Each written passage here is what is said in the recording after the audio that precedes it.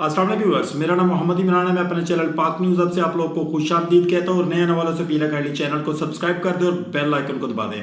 शुरू अल्लाह के नाम से जो बड़ा मेहरबान और नहायत रहम करने वाला है। व्यूअर्स, आज हम बात करेंगे इमरान खान साहब के साथ उनके डॉक्टर्स की मुलाकात नहीं हो सकी। उसके बाद बात होगी जनाब मौलाना फजल रहमान साहब के साथ जो हमारे पीपल्स पार्टी के कायद हैं बिलावल भुट्टो साहब, उनकी मुलाकात हुई है और उसमें क्या तय पाया, क्योंकि रात के मीडिया ने इसके ऊपर बड़ी एक स्ट्रेंजर किस्म की क्लिप्स चलाना शुरू कर दिए थे कि बात तय पा चुकी है। बैरिस्टर गौहर साहब का ट्वीट और उसके ऊपर रिप्लाई ख्वाजा आसिफ साहब का, इसके ऊपर भी बात होगी। और राबिया बाजवा जो एडवोकेट है, कल उनके साथ क्या हुआ कराची बार में। उसके बाद बात होगी मरियम नवाज की प्रेस कॉन्फ्रेंस आज जो हुई है पंजाब कॉलेज को लेकर, उसके ऊपर आज हम बात करेंगे। इमरान खान साहब से उनके वकला की मुलाकात नहीं हो सकी। कल जिस वक्त ये बात तय की गई थी कि आप लोग प्रोटेस्ट को जो है वो पोस्टपोन कर दें, हम लोग इमरान खान साहब के साथ आपके डॉक्टर्स की मुलाकात करवा देंगे और डॉक्टर्स जो है वो इमरान खान साहब का चेकअप करेंगे। चूँकि तमाम तर लोग ये जानते हैं कि ये 17 सीटों की गवर्नमेंट जो है ये इंतहाई घटिया लेवल की गवर्नमेंट है, क्योंकि इनके पास ना कोई ज़ुबान है ना कोई वर्ड्स हैं। ये जो वज़ीर दाखिला हैं आपके और जो आपके प्राइम मिनिस्टर साहब हैं और उसके साथ जितने भी इनके वुज़रा लगे हुए हैं वो तमाम तर दरअसल ढीठ किस्म के लोग हैं। इन्होंने जो प्रॉमिस किया उस प्रॉमिस को मद्देनज़र नहीं रखा। इन्होंने जस्ट आपका जो प्रोटेस्ट था उसको पोस्टपोन करना था और इसके अलावा कोई भी मसला नहीं था। इमरान खान साहब की हालत को लेकर ऐसे लग रहा है कि जैसे उनकी जो लाइफ है वो ख़तरे में है। इमरान खान साहब के साथ हुआ क्या आखिर, जो ना ही इमरान खान साहब के वर्कर्स को, ना ही डॉक्टर्स को, ना ही इमरान खान साहब के वकला को और ना ही उनकी बहनों को उनसे मिलने की इजाज़त नहीं दी जा रही। वजह क्या है? इमरान खान साहब को मंजर आम से गायब करने की क्या वजह है? क्या इमरान खान साहब के साथ कुछ गलत हुआ है? क्या इमरान खान साहब की जान खतरे में है? क्या इमरान खान साहब के साथ कोई ऐसा सलूक रवा रखा गया है जिसके बाद इमरान खान साहब इस कंडीशन में नहीं है कि उनको मीडिया के ऊपर लाया जाए या इमरान खान साहब के साथ किसी भी किस्म की किसी की मुलाकात करवाई जा सके? 18 तारीख तक इमरान खान साहब के साथ जब मुलाकात नहीं करवाई जाएगी, क्या 18 तारीख के बाद जिस वक्त इमरान खान साहब मीडिया के ऊपर आएंगे या इमरान खान साहब अपना बयान रिकॉर्ड करवाएंगे या इमरान खान साहब अदालतों में जाएंगे, जो उनका केस लगा है उसकी 18 तारीख को सुनवाई भी होगी, तो उस वक्त ये लोग क्या करेंगे? क्या इमरान खान साहब उस वक्त इस चीज़ के बारे में नहीं बताएंगे कि इन 10 से 12 दिनों के अंदर इमरान खान साहब के साथ क्या किया गया, कैसा सलूक रखा गया और उनकी तबीयत कैसी है? बहरहाल ये एक चीज़ सामने आई है कि जी इन्होंने कहा है कि जी पिम्स के डॉक्टर्स की एक स्क्वाड ने इमरान खान साहब का मुआयना किया है और उन्होंने कहा जी उनके दांत में और उनके कान के अंदर दर्द है। ठीक है, ईएनटी स्पेशलिस्ट जाके उनका जो है वो चेकअप कर चुके हैं, उनके कुछ टेस्ट वगैरह हुए हैं और उन्होंने 1 घंटा वॉक किया। ये सारी मन गढ़ंत बातें हैं, ऐसा कुछ भी नहीं है। आप मुझे एक बात बताएं, एक डॉक्टर को कंट्रोल करना क्या मुश्किल है गवर्नमेंट के लिए, क्या मुश्किल है अदारों के लिए, क्या मुश्किल है लॉ इन्फोर्समेंट एजेंसीज के लिए, क्या मुश्किल है हमारे इस्टेब्लिशमेंट के लिए? एक डॉक्टर से किसी भी किस्म का आप जिस तरह का मर्जी बयान दिलवा दें कि बाहर जाके आपने ये कह देना है बस, उसके अलावा कुछ नहीं है।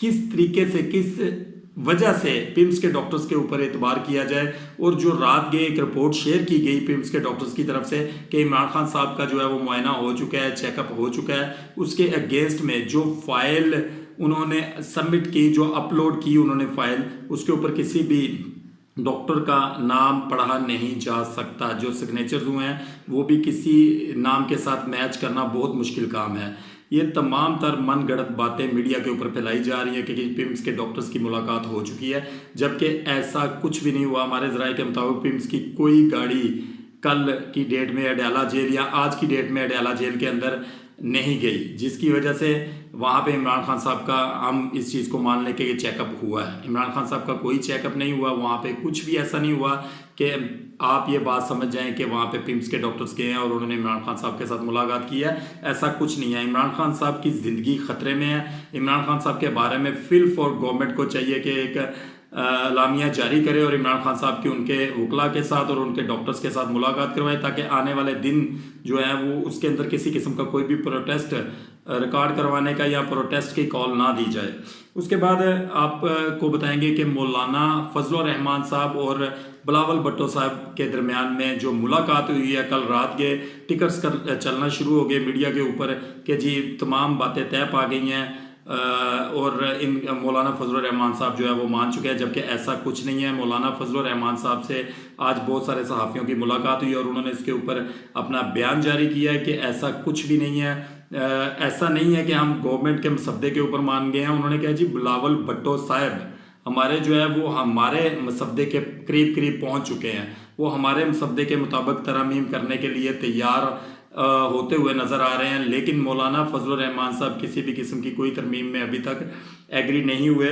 बट आने वाले दिनों के बारे में कुछ कहा नहीं जा सकता क्योंकि फॉर द टाइम बीइंग कुछ भी हो सकता है। मौलाना फजलुर रहमान साहब को कवर करना ज़्यादा मुश्किल नहीं है। जो मौलाना फजलुर रहमान साहब अभी तक इस वक्त तक जो बयान जारी कर रहे हैं उनको पता है कि उनकी अहमियत मीडिया के ऊपर भी बढ़ रही है और लोगों के दिलों में भी बढ़ रही है, इस वजह से वो इस तरह के बयान दे रहे हैं। अगर मौलाना फजलुर रहमान साहब भी कंप्रोमाइज हो जाते हैं तो आईनी तरमीम होने में भी टाइम नहीं लगेगा।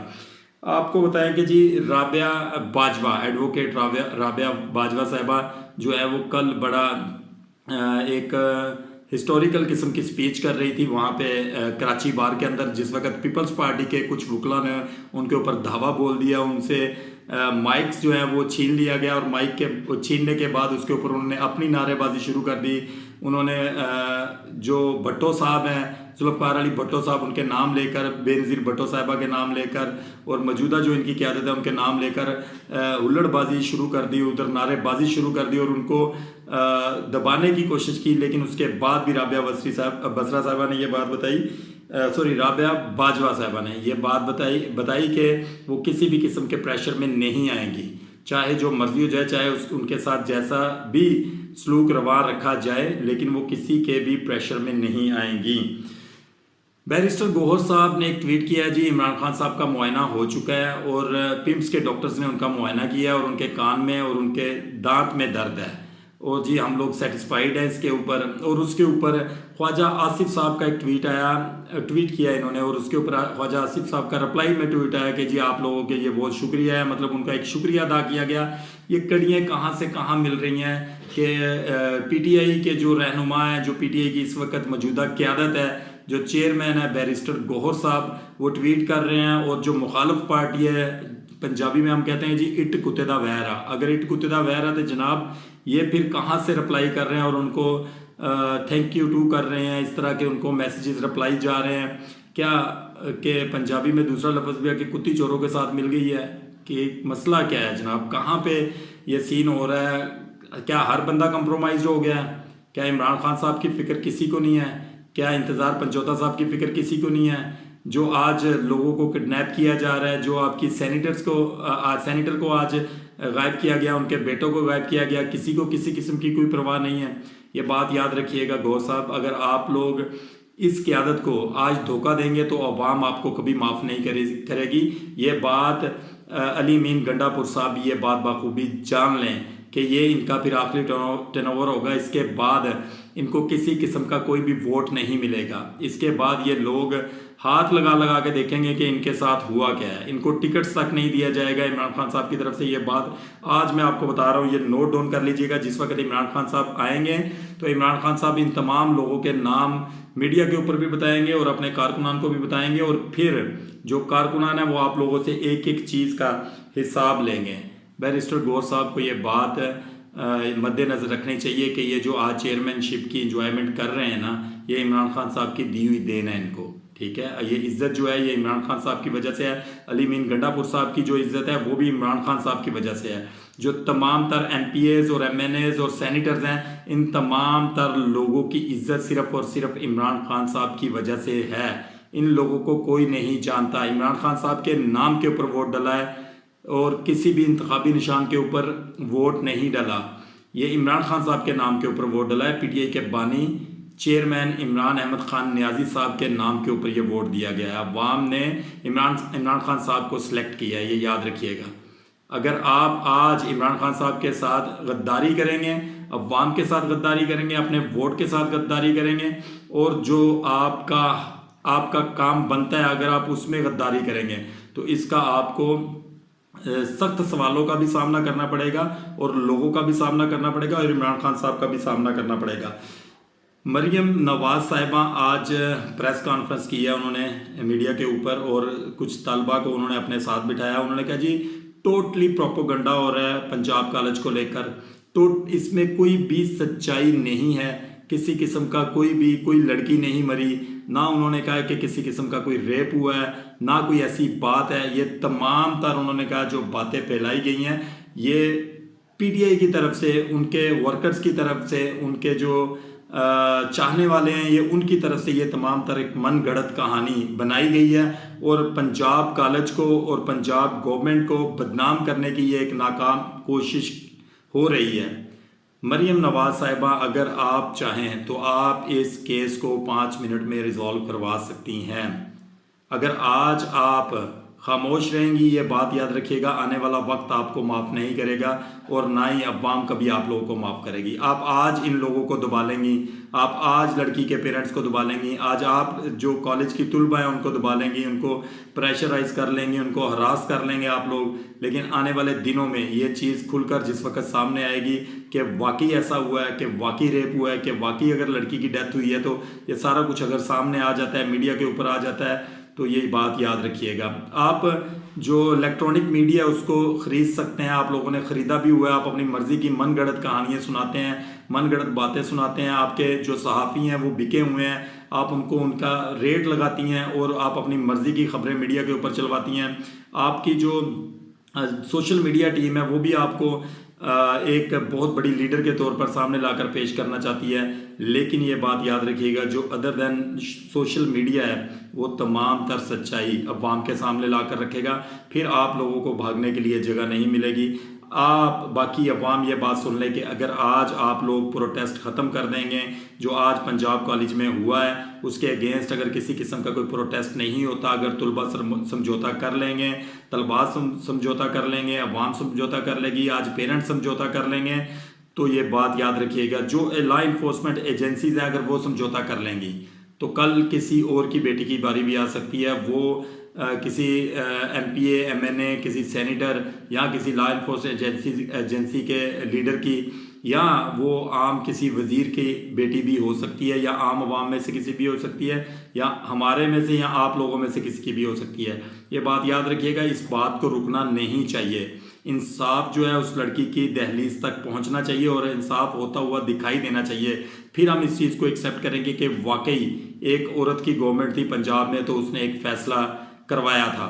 अगर आप जो दावेदार हैं इस चीज़ की कि जी मैं एक खातून और वज़ीर आला हूँ, मुंतखब हुई हूँ फर्स्ट टाइम, तो मैं इस चीज़ को औरतों के हकूक़ की जो पासदारी करूँगी। अगर आपके होते हुए किसी बच्ची के साथ ऐसा हुआ हो और उसके जो मुलजिम हैं वो दंदनाते फिरते रहे हैं पूरे शहर के अंदर, पूरे मुल्क के अंदर, तो फिर मेरा नहीं ख्याल कि आप में और बाकी लीडरों में कोई फ़र्क होगा। मरियम बीबी आपको चाहिए कि आप इस चीज़ को मद्देनज़र रखते हुए, इस केस की तमाम तर चीज़ों को मद्देनज़र रखते हुए इसकी प्रॉपर तौर पर इन्वेस्टिगेशन करवाएं और इसके जो आईओ हैं उनको स्पेशली तौर पर ये बताएं कि हमें ये केस बिल्कुल फेयर चाहिए और इसके अंदर जो भी कोई इन्वॉल्व है उनको फिलफोर पकड़ कर कड़ी से कड़ी सज़ा दिलवाई जाए, उनको कैफरे किरदार तक पहुँचाया जाए।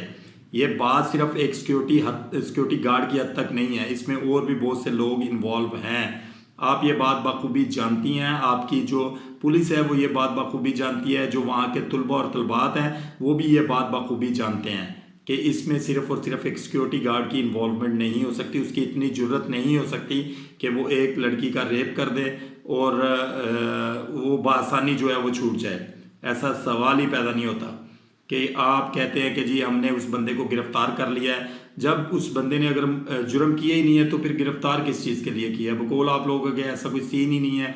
वीडियो फुटेजेस जो है वो वहाँ से डिलीट कर दी गई, वीडियोस डिलीट कर दी गई और कॉलेज के अंदर जो लड़कों और लड़कियों के ऊपर तशद्दुद हुआ उसमें बहुत से स्टूडेंट्स जो हैं वो ज़ख्मी हुए, उसका ज़िम्मेदार कौन है? अगर ऐसा कुछ नहीं था तो फिर इतने लोगों के ऊपर तशद्दुद करने की क्या ज़रूरत थी? इतनी अवाम को जो है वो वहाँ पर पुलिस के हवाले और सिक्योरिटी गार्ड्स के हवाले करने की क्या ज़रूरत थी कि इनके ऊपर डंडों की बरसात कर दी जाए?